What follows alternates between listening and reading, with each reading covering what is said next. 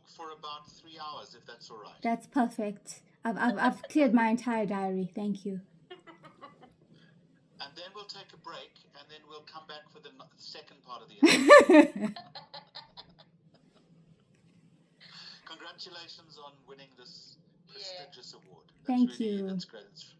I'm very proud of you. Okay, Rox, I'm good to go when you're recording. Good. I'm going to mute myself and just turn my camera off. I'll press record. Just give it a couple of seconds before you start, Jay. All right. Yeah, I've got dogs sitting in my office, and they're very quiet at the moment. But if they bark, we might just have to. Teams blocks out the background noise anyway, so it's all good. If I can hear anything, I'll stop you. I did not know that.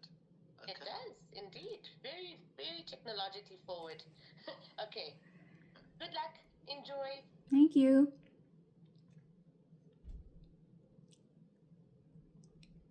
I'm just waiting for the record icon to come up. Rox, are we recording? Give it 1 second more. I'll let you know. Right.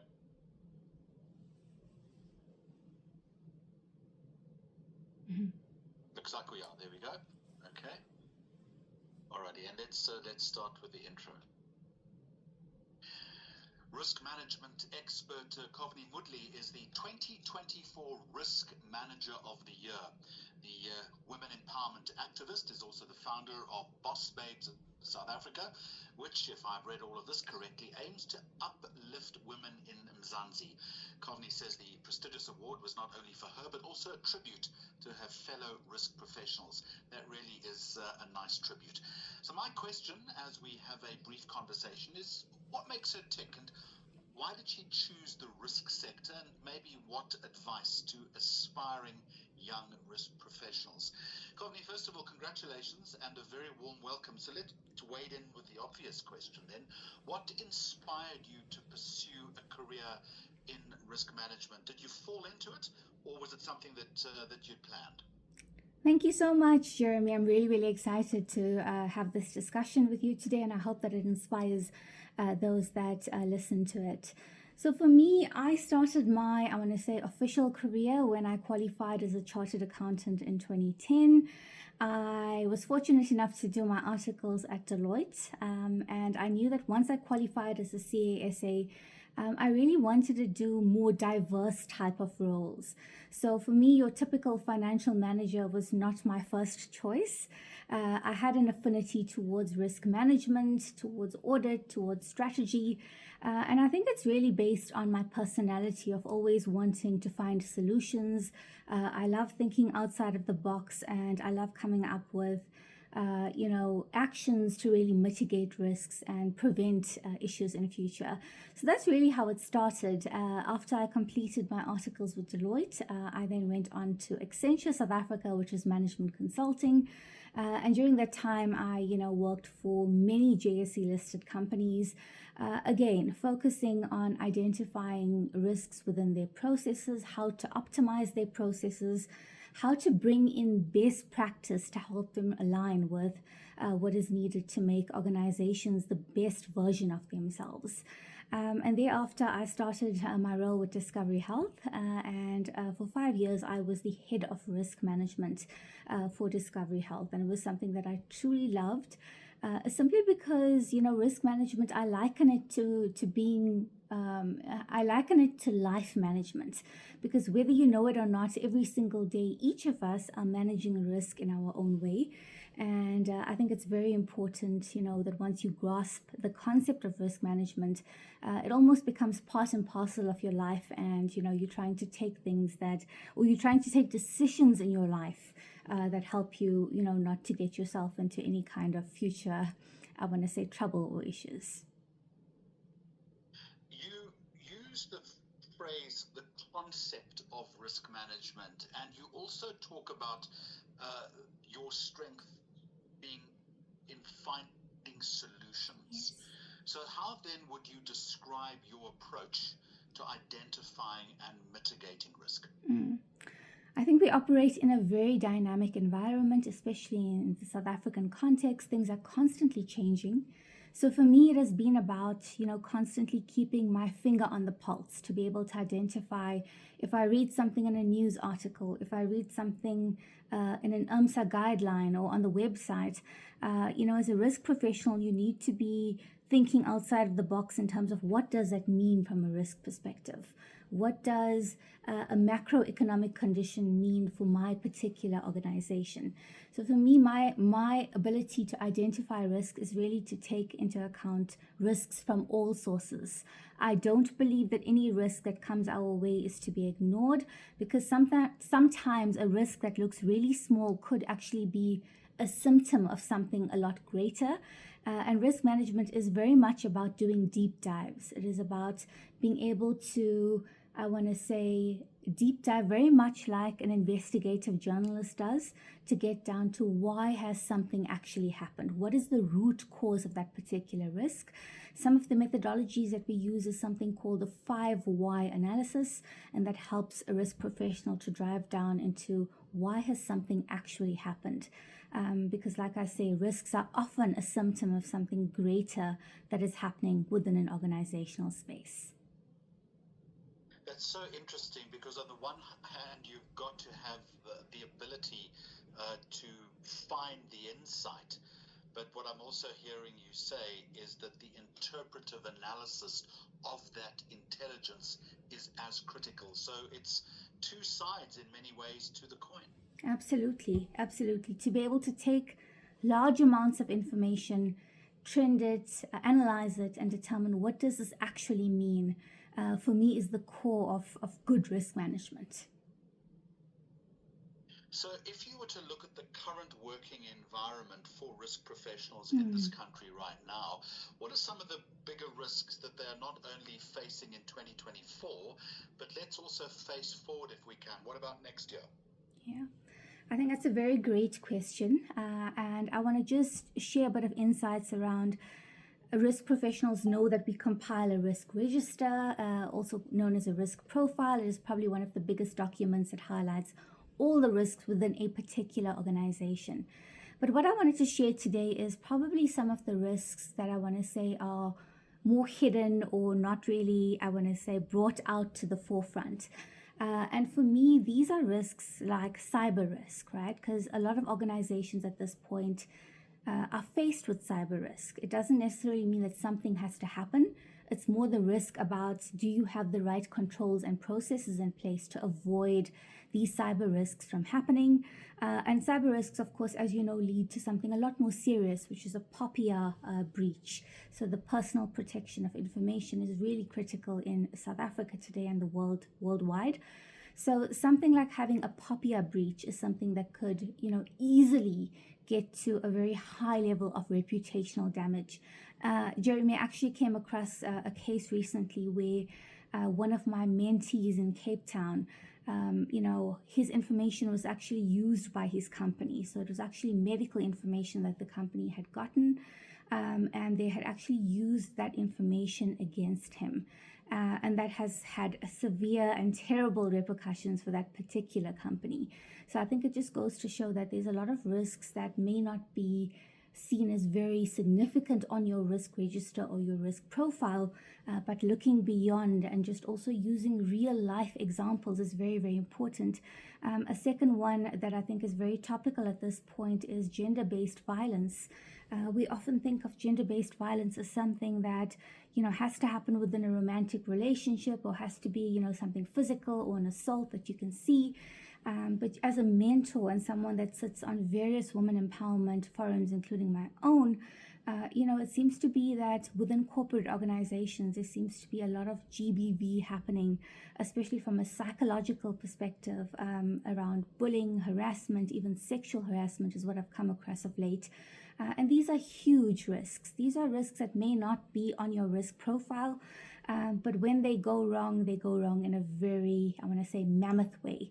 So I think it's very important to make sure that you've got the right governance controls, you've got the right structures to make sure that these kind of behaviors, often that leaders are perpetrating, are well managed, that they're identified, that there's awareness, and that everyone is contributing towards this solution. Because I think that is that is a really big thing at this point. I hear it from my mentees, I hear it from people that I speak to.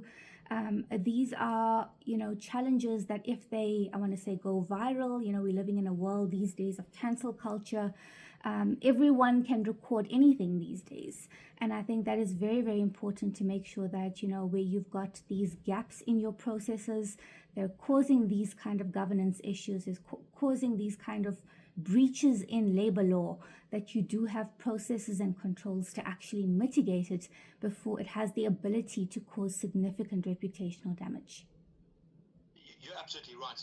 And conversely to your argument, I would also suggest to you that risk management is not the remit of just one person or one department. It is, as we've learned so many times before, a company-wide discipline. Kavni, you talk about real life, and I want to ask you if you're able to share an example of a significant risk within your professional environment that you've successfully managed. I think my environment, I want to say, in my life has been a little bit less exciting than some of my mentees and some of the people that I engage with regularly. But I think one that is quite topical, being professionals in risk management, and also as being a CA and having a code of conduct to comply with, and a responsibility to make sure that we are, reporting on risks accurately, completely, transparently. I came across another incident recently in KZN where an individual was being asked by her direct leader to, change certain information to remove risks off a risk register. Basically, if I could summarize it, this person was being asked to do things that were irregular and unethical. And of course, the person, also being a CA, stood up for herself and decided that this was something that she was not going to tolerate. And as a result of that, there were, I want to say, a lot of attacks. There were a lot of bullying tactics that were levied against her.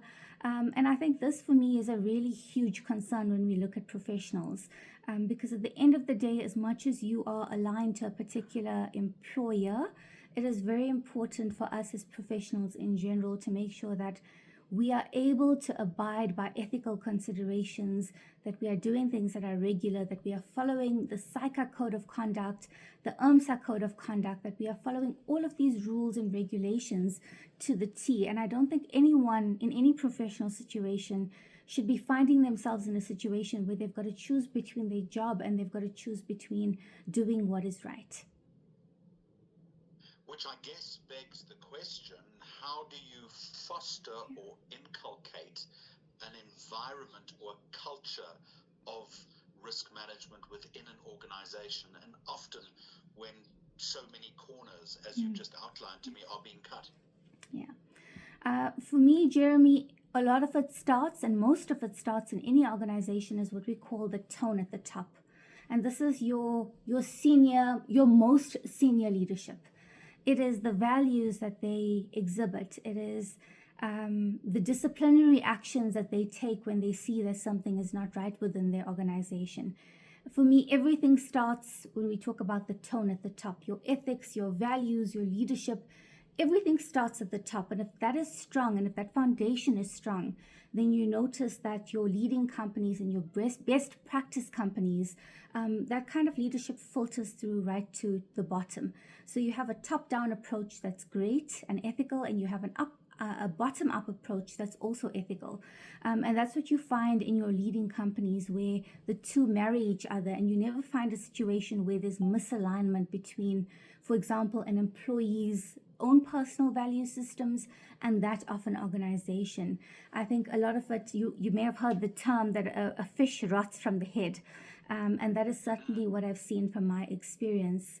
It is very important to make sure that when you're choosing a job or you're getting into a particular environment, that you're making sure that your values are aligning with that of that particular company. Because I think that is very, very important when we talk about how do we define a risk culture, how do we build these healthy cultures within an organization that foster transparent risk reporting. Because if you are in a transparent, or if you're in a healthy risk environment, you're able to report on issues. You're not able to do that with fear. Your optimized risk models talk about being able to report anything without having an element of fear, fear of failure, fear of being fired, fear of being, I want to say, victimized or harassed because you've raised or spoken up about something. And I think that is something that all organizations need to be aspiring towards, to have that open door policy and to be able to deal with issues when they are brought to you, because I don't think anyone in any organization is going to make up these kind of things. So often when things are reported, it's coming from a place where someone has experienced that and now they're, raising it with your leadership and they're expecting some kind of action, remediative action to be done. Just a final question as we come to the end of this conversation. No organization, and for that matter, the industry itself wants rotten fish. In fact, what they need are young, enthusiastic, and fit fish. So, to extend your metaphor then, is there any specific advice you would give to someone who is aspiring to become a risk professional? How would you guide them? And again, given Kovni, your deep appreciation of mentorship. Yes.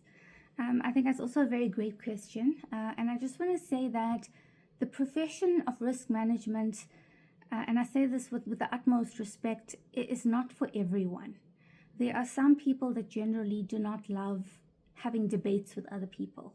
There are some people that don't enjoy driving down all the way to identify what is the actual root cause. Why has something actually happened? And I think for me, you're going to have a very curious mind. That's the first thing. An element of having a curious mind is the first step to thinking that, risk management could be something that you could align well with. I think all the jobs that we take or that we, find ourselves in, or the environments that we find ourselves in, need to also align with us from a personal perspective, from a purpose perspective. So for me, curiosity is one, and then resilience is another. I think as risk managers, we often, don't want to take the first answer that is given to us, because a surface level answer is often, like I said, a symptom of something a lot greater. And often there's inherent risk within organizations that you're going to have to dig deep and identify. I think as well, what's very important as a risk professional is a level of bravery, to be able to stand up for what you believe in, to be able to use your skills, your knowledge, your qualifications as a risk professional, and to be able to guide stakeholders towards making the right decision. And I think a lot of people don't really love where they've got to, compromise and come together and walk people on a journey.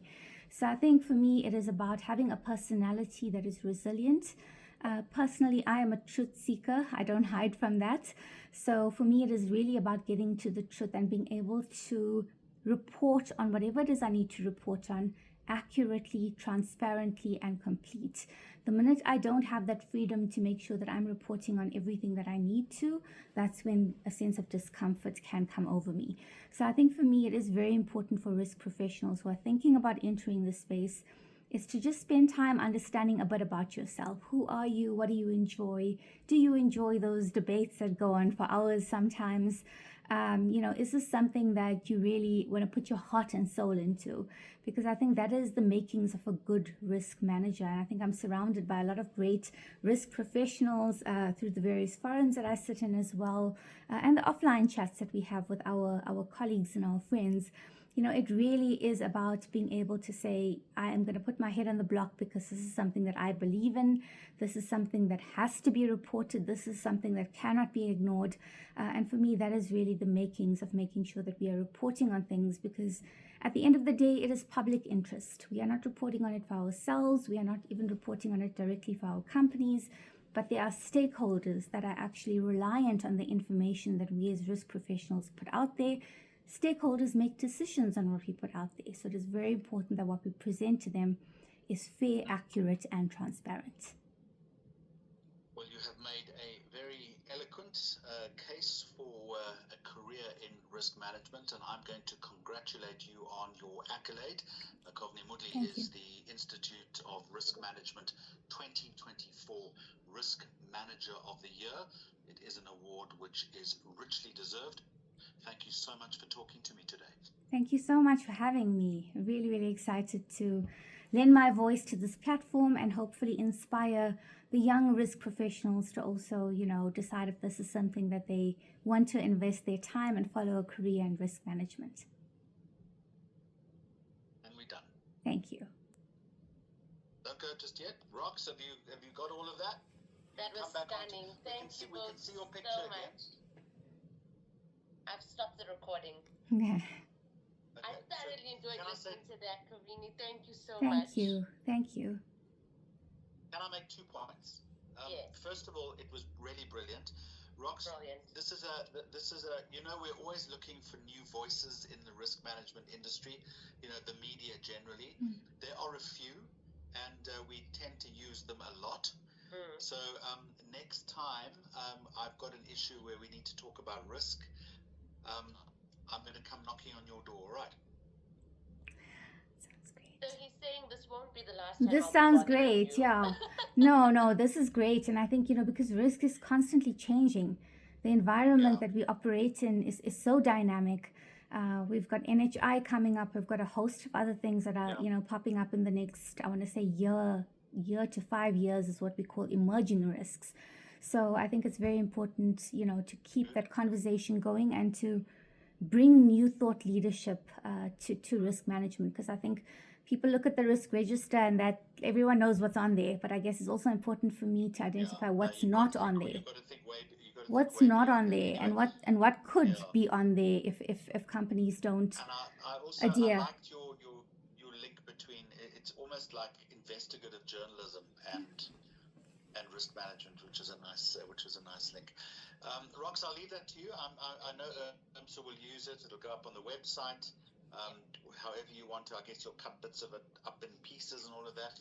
So thanks very much. That was a nice interview. I really appreciate it. I wish all my guests were as eloquent as you were. a training gap there, Kavini. There we go. Okay. Thanks very much. Thank you so much. I Okay, appreciate thanks, it. bye. Have a good Have a one. good Cheers, afternoon. everybody. Bye. Bye.